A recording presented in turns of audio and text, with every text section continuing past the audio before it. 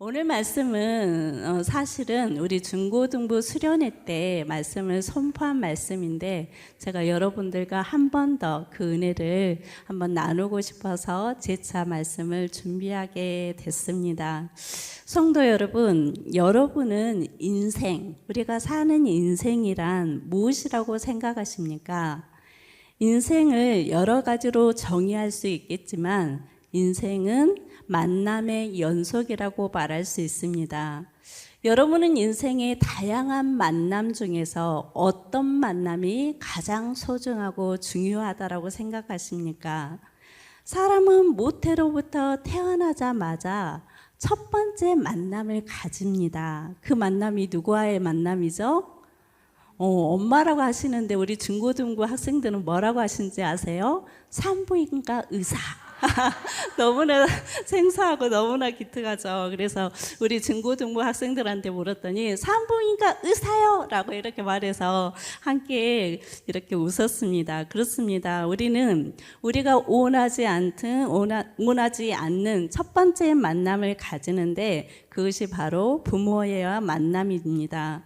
좋은 부모님을 만나고 좋은 부모님으로부터 양육을 받는 것 너무나 중요합니다. 이제 이 아이가 자라서 어린이집도 가고 학교를 다니면서 자연스럽게 누구와의 만남을 또 갖습니까? 친구들과의 만남, 선생님과의 만남을 갖게 됩니다. 좋은 친구, 좋은 선생님을 만나는 것도 아주 중요합니다. 이제 이 아이가 어느덧 청년이 되어서 결혼할 시기가 되면 좋은 배우자를 만나는 것, 우리 다 결혼하신 분들은 느끼시죠? 인생에 있어서 이처럼 중요한 만남도 없을 것입니다. 어떤 아내를 만나고 어떤 남편을 만나느냐에 따라서 인생이 많이 바뀌기도 합니다. 여러분은 이렇게 많은 만남 중에 어떤 만남이 가장 중요하다고 생각하십니까? 혹시 여러분은 아무런 계획도 없이 시작된 우연한 만남이나 사건으로 여러분의 인생이 완전히 바뀌어버린 경험을 해보신 적이 있습니까?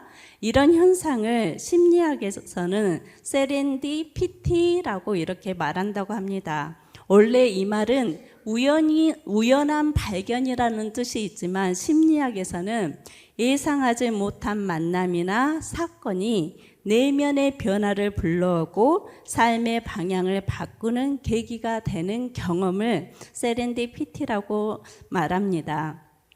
심리학자 리처드 와이즈먼은 이 연구를 통해서 행운을 잘 맞이하는 사람일수록 이 세렌디피티의 순간을 잘 알아보고 그것에 반응하는 능력이 뛰어나다라고 말했습니다.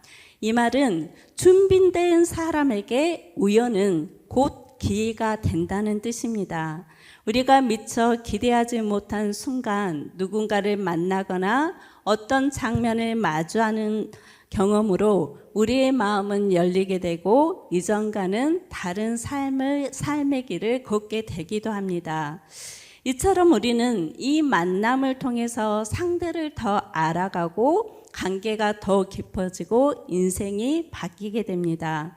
오늘 본문에서도 이 만남, 이 소중한 만남을 통해서 우리와 더 깊은 관계를 맺기를 원하시는 분이 계시는데 그분이 누구이겠습니까? 오늘 우리는 그런 세렌디피티적인 만남을 성경 속에서 마주하게 되는데 바로 모세와 하나님과의 만남이었습니다. 어쩌면 모세는 평소처럼 평범한 하루를 살아가고 있었을 것입니다. 그러나 그날 호렙산에서 예상치 못한 만남을 통해 모세의 인생이 완전히 바뀌는 전환점을 맞이하게 되었습니다. 여러분 모두 모세처럼 살아계신 하나님을 만남으로 여러분의 인생이 바뀌는 계기가 되기를 소망합니다. 자, 오늘 본문으로 들어가면 본문을 보면 모세는 그날도 여전히 양을 치는 일을 하고 있었습니다. 그 당시에 양을 친다는 것은 한 곳에 머물러서 정착해서 양을 돌보는 것이 아니라 풀을 따라서 이리저리 이동해야 했습니다. 모세는 애롭게 양을 치며 살아가고 있었습니다. 과거에 모세는 어떤 사람이었습니까? 히브리 남자로 태어나서 물에 던져졌고, 물에 던져진 모세를 애굽의 공주가 발견했지요. 그래서 모세는 히브리 사람이었지만 애굽의 왕자로 무려 40년 동안 애굽의 왕궁에서 왕자로 살았던 사람입니다. 하지만 이 모세는 자기 동족을 괴롭힌 애굽 사람을 죽이는 죄를 짓고 미디안 광야로 도망해서 숨어 살았습니다. 모세가 애굽을 떠나서 미디안 지역에 거주한 지 오랜 시간이 흘렀습니다. 이제 모세의 나이가 몇 세가 되었습니까? 80세가 된 모세는 이제 애굽의 높은 앙자가 아니라 도망자가 되어서 자기의 양도 아닌 장인 이드로의 양떼를 돌보는 공허하고 연약한 모습으로 이렇게 전락해 버렸습니다. 그러던 중 모세는 어느 날 양을 치다가 호렙산에 이르게 되었고, 그곳에서 하나님과의 놀라운 만남이 이루어졌습니다. 여러분, 하나님은 모세를 어떤 모습으로 찾아오셨을까요? 3장 2, 3, 4절의 말씀을 천천히 한번 읽어보도록 하겠습니다. 시작. 여호와의 사자가 떨기나무 가운데로부터 나오는 불꽃 안에서 그에게 나타나시니라. 그가 보니 떨기나무에 불이 붙었으나 그 떨기나무가 사라지지 아니하는지라. 이 모세가 이르되 내가 돌이켜 가서 이 큰 광경을 보리라. 떨기나무가 어찌하여 타지 아니하는고 하니 그때에 여호와께서 그가 보려고 돌이켜 오는 것을 보신지라. 하나님이 떨기나무 가운데서 그를 불러 이르시되 모세야 모세야 하시매 그가 이르되 내가 여기 있나이다. 모세는 양을 치다가 불이 붙은 떨기나무를 발견했습니다. 일반적으로 나무에 불이 붙으면 그 나무가 타서 없어지게 마련입니다. 그런데 이상하게도 이 떨기나무는 불이 붙었지만 전혀 타지 않았습니다. 이 신기한 광경에 모세는 조심스럽게 떨기나무 곁으로 가까이 다가갔습니다. 그때 그 떨기나무 가운데서 하나님의 사자가 나타났습니다. 이것을 하나님의 현현이라고 하는데 하나님께서 불의 형체로 나타나신 것입니다. 하나님은 이처럼 초자연적인 방식을 통해서 모세에게 나타나셨습니다. 그런데 모세를 찾아오신 하나님이 모세의 이름을 급하게 모세야 모세야 하고 2번 부르셨습니다. 하나님께서 이렇게 모세의 이름을 2번씩이나 부르신 이유는 모세가 하나님이 임하고 계신 그곳이 거룩한 장소가 된 것을 잘 모르고 그것을 침범하려고 했기 때문에 하나님께서는 모세야 모세야 급하게 부르면서 모세가 다가오는 것을 금하고 있는 것을 볼 수가 있습니다. 그리고는 하나님께서 말씀하셨는데 5절의 말씀 같이 한번 읽겠습니다. 는 거룩한 땅이니 신을 벗으라. 내가 선 곳은 거룩한 땅이니 신을 벗으라 라고 말하고 있습니다. 여기서 거룩한 땅이라는 것은 그 장소가 원래부터 특별한 곳이라는 뜻이 아닙니다. 조금도 특별할 것 없는 평범한 땅이었지만 그곳에 누가 계셨기 때문에 하나님께서 임재하셨기 때문에 그 땅이 거룩한 땅이 된 것입니다. 이것처럼 우리 교회도 마찬가지입니다. 우리 교회에 하나님이 임재하실 때 우리 교회가 거룩한 성전이 될 줄로 믿습니다. 그러면서 하나님께서 뭐라고 말씀하셨습니까? 신을 벗으라 라고 말했습니다.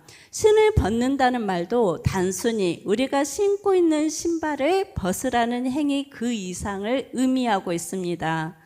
고대의 근동에서 신발을 신고 성스러운 장소에 들어가는 것은 아주 불경건한 일이었습니다.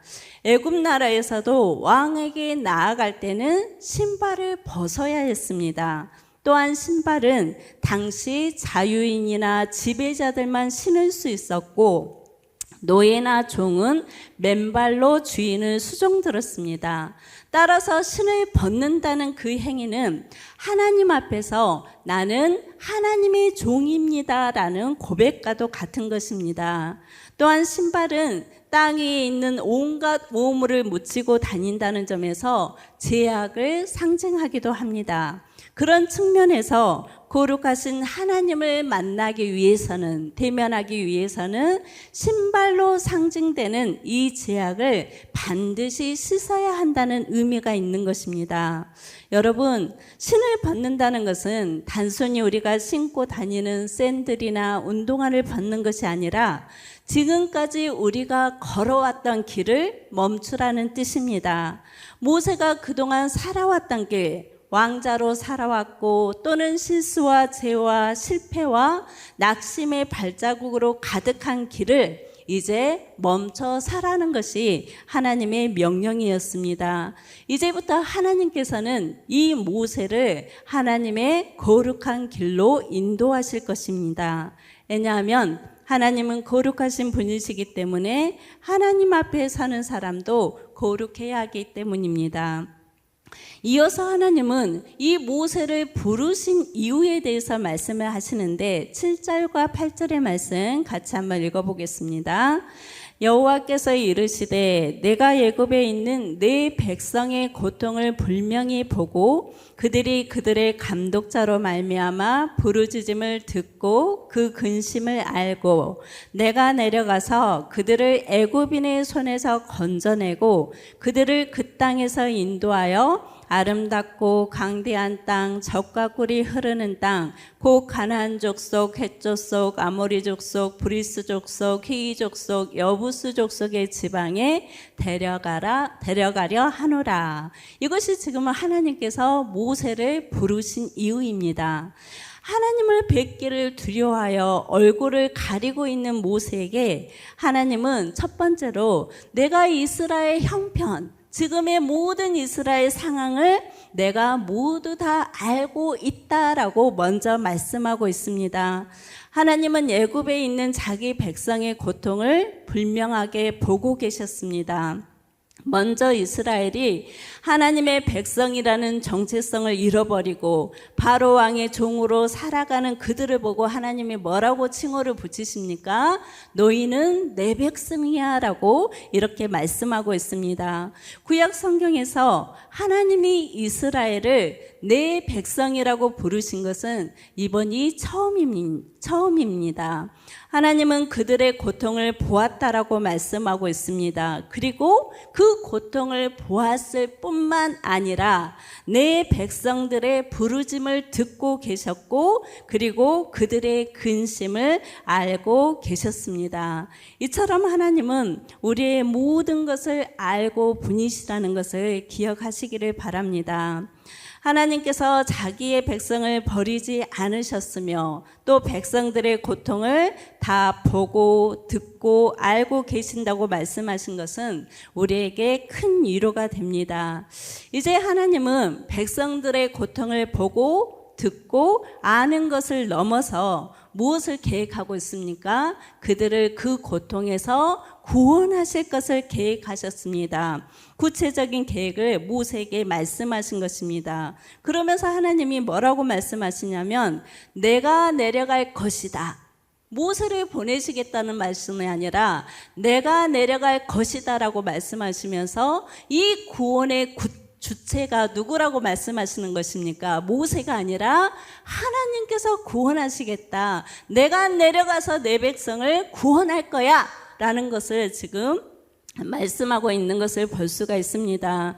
하나님께서 지금 모세를 부르시는 이유는 이스라엘 백성을 구원하기 위해서 모세를 통해서 모세를 애굽으로 보내려고 하는 것입니다.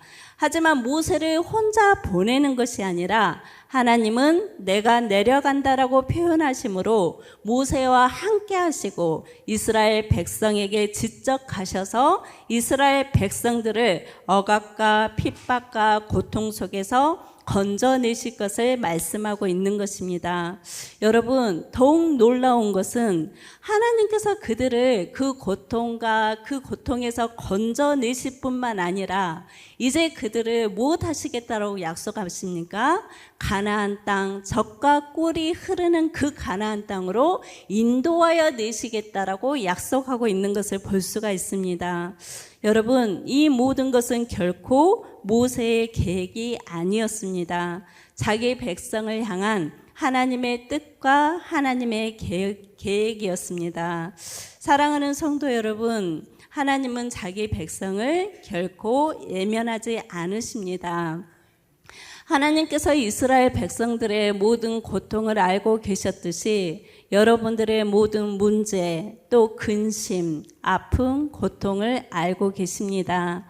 하나님은 우리의 아픔만 아시는 하나님이 아니라 그 속에서, 그 고통에서, 그 근심과 문제에서 우리를 구원하시고 하나님의 참 평안으로 우리를 인도하시는 분이십니다. 혹시 여러분 중에 이스라엘 백성들처럼 고통스럽고 억눌린 상황에 있는 분들이 계십니까? 그렇다면 여러분을 찾아오신 하나님을 만나시기를 바랍니다. 여러분을 구원하시기 위해서 찾아오신 하나님을 만남으로 참된 회복과 구원을 경험하는 시간이 되기를 소망합니다. 이제 하나님은 모세에게 명령을 하시는데 어떤 명령을 하십니까? 내가 너를 바로에게 보낼 것이고 너는 내 백성 이스라엘 자손을 애굽에서 인도하여 내라라고 모세에게 사명을 주십니다. 여러분, 모세는 하나님의 이 명령 앞에 어떻게 반응을 했을까요? 11절의 말씀 같이 한번 읽겠습니다. 시작. 모세가 하나님께 아뢰되 내가 누구이기에 바로에게 가며 이스라엘 자손을 애굽에서 인도하여 내리까? 라고 반문을 합니다. 모세는 하나님의 계획과 명령을 들었지만 아직도 하나님 앞에 뭐라고 말합니까? 하나님, 내가 누구에게 바로에게 가겠습니까? 저는 할 수 없습니다. 그렇게 주저하는 모습, 두려워하는 모습을 보입니다. 모세는 자신이 이 공동체를 이끌 지도자가 아니라고 생각했습니다. 그는 과거에 살인을 저지르고 도망친 사람이었고 지금의 모습은 어떻습니까? 나이가 80이 넘은 나이 많은 양을 치는 늙은 목자로 아무런 힘이 없는 존재라고 생각을 했습니다. 모세는 그런 자신이 하나님의 일을 감당할 수 있을 것이라는 확신이 1도 없었습니다. 하지만 하나님은 이와 같이 주저하는 모세를 책망하지 않으시고 12절에 말씀을 하시는데 12절 말씀 같이 한번 읽겠습니다. 하나님이 이르시되 내가 반드시 너와 함께 있으리라.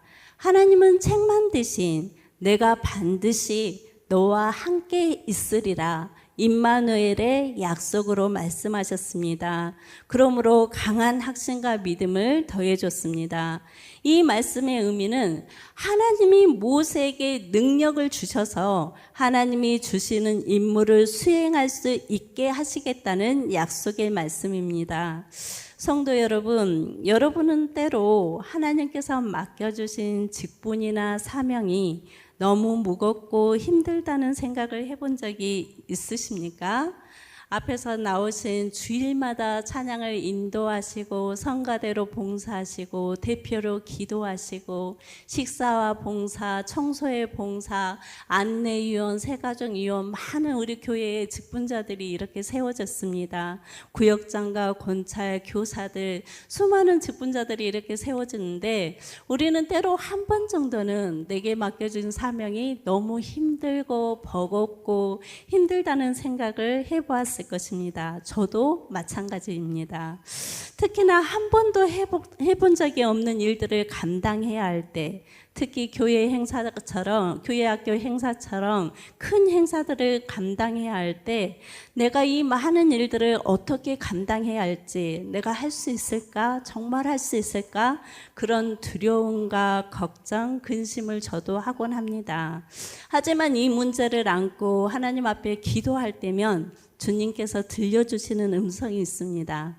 사랑하는 딸아, 두려워하지 마라. 내가 할 거야. 내가 너를 통해서 일할 거야. 너는 내가 어떻게 하는지 지켜보기만 해. 그런 음성을 종종 들려주십니다. 하나님은 늘 소극적이고 조심성이 많은 저의 성격을 잘 아시고 이런 말씀으로 위로하시고 확신을 주십니다. 여러분은 어떻습니까? 이 말씀은 저에게만 주시는 말씀이 아니라 우리 모든 성도에게 동일하게 주시는 말씀일 것입니다. 왜 그렇게 확신할 수 있습니까? 빌립보서 2장 13절의 말씀 한번 읽어보겠습니다. 너희 안에서 행하시는 이는 하나님이시니 자기의 기쁘신 뜻을 위하여 너희에게 소원을 두고 행하게 하시나니 라고 말씀하셨습니다. 너희 안에서 행하시는 일, 일하시는 분은 내가 아니라 누가 하신다는 것입니까? 하나님이 하신대요. 그렇지만 자기의 기쁘신 뜻을 누구에게 두고? 나에게, 우리 각자에게 하나님의 기쁘신 뜻을 두고 하나님이 소원을 두고 행하게 하시는데 그 일을 너가 아니라 내가 아니라 하나님이 하실 거야. 그러니 두려워하지 말고 하나님의 기쁘신 뜻이 내 안에서 어떻게 성취되어 가는지를 너는 믿음의 눈으로 보기만 하면 돼. 그것이 우리에게 주신 하나님의 약속입니다. 여러분, 때로 내게 주신 사명, 직분이 감당하기 힘들고 두렵고 또 어렵습니까? 이 말씀을 기억하시기를 바랍니다. 하나님은 우리에게 소원을 두시고 하나님의 기쁘신 뜻을 우리를 통해서 이루어 가시는 것을 너무나 기뻐하신대요. 그래서 하나님의 그 기쁘신 뜻이 나를 통해서 어떻게 성취해 가는 것을 우리가 우리 눈으로 목격하고 바라보고 경험해 보기를 축복합니다. 그런 모든 성도님들이 되시기를 축복합니다. 하지만 모세는 하나님이 함께 하시겠다는 말씀을 들었음에도 자신이 왜 갈 수 없는지에 대해서 계속해서 하나님 앞에 변명을 늘어놓습니다. 모세는 하나님께 이렇게 질문을 합니다. 하나님, 내가 만약 이스라엘 백성들한테 갔는데 백성들이 너를 보낸 그의 이름이 무엇이냐라고 묻는다면 내가 그 백성들에게 어떻게 대답을 해야 합니까? 라고 질문을 했습니다. 모세의 이 말은 모세 자신도 하나님에 대해서 정확히 알고 있다는 거예요? 모르고 있다는 거예요? 잘 모르고 있다는 내용입니다. 만약에 이스라엘 백성들이 너를 보내신 그분이 어떤 분인지 우리에게 말을 해라고 하면 제가 어떻게 말을 해야 합니까? 라고 하나님께 질문을 하고 있습니다. 여러분은 하나님에 대해서 얼마나 정확히 알고 있습니까?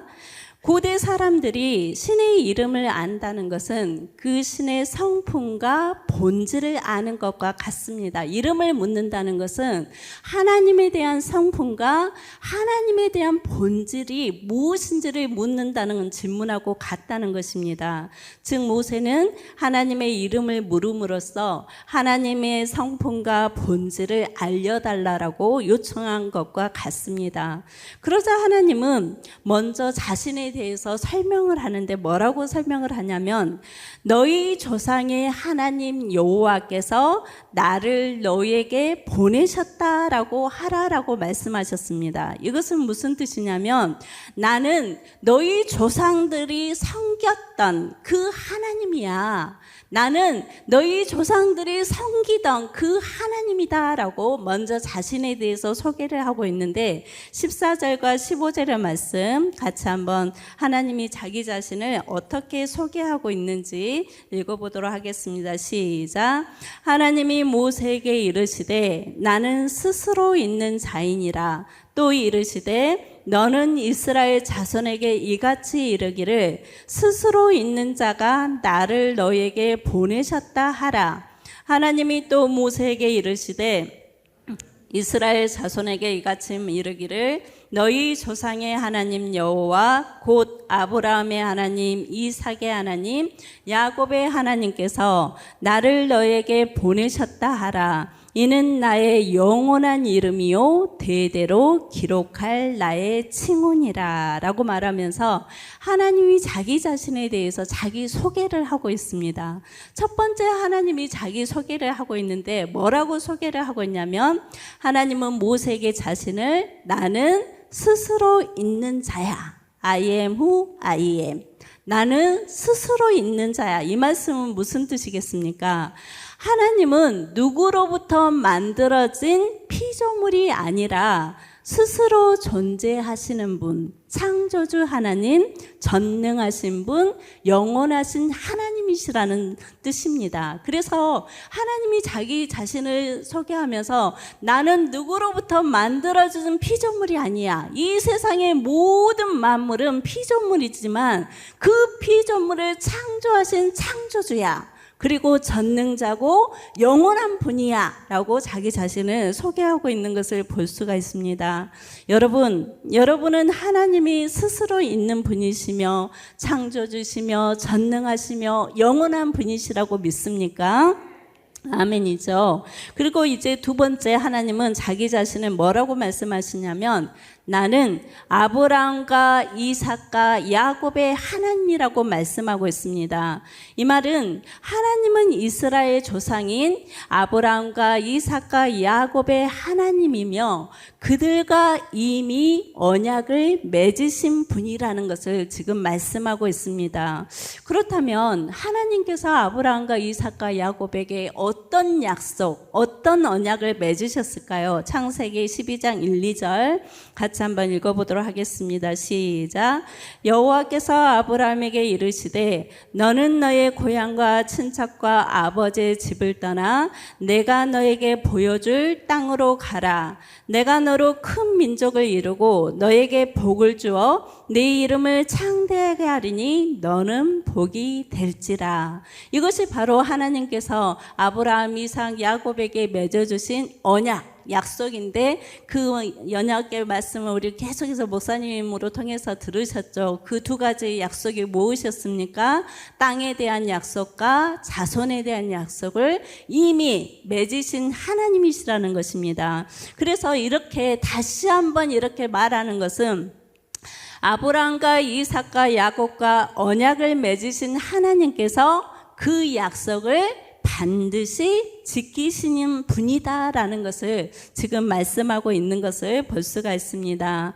이 말을 들은 모세는 아브라함과 이삭, 야곱과 언약을 맺으신 하나님께서 그 언약, 이스라엘 백성을 애굽으로부터 구원해서 하나님이 예비하신 땅, 그 가나안 땅으로 인도하기를 위해서 바로 자신을 찾아오신 하나님이라는 것을 이제 확신하게 되었습니다. 사랑하는 성도 여러분, 하나님은 80세가 되어버린 아무런 힘도 소망도 없는 모세를 찾아오셨습니다.